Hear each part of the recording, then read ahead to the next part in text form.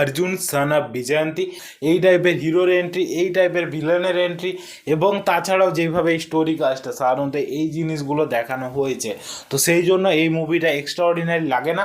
কিন্তু একটা নতুন কনসেপ্ট, তো সেই জন্য আমাকে মুভিটা একটা ঠিকঠাক জায়গায় পৌঁছে যায়।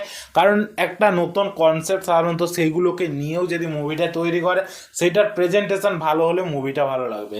এবং তাছাড়াও অনেক অনেক জায়গা রয়েছে যেগুলো প্রচুর হাই মোমেন্ট অ্যাকশন এখানে প্রোভাইড করে, সেইগুলো ভালো লাগবে আপনাদেরকে। আপনারা যদি একটা মাস মশালা মুভি খুঁজছেন, তো এই মুভিটা অবশ্যই যে দেখতে পারেন।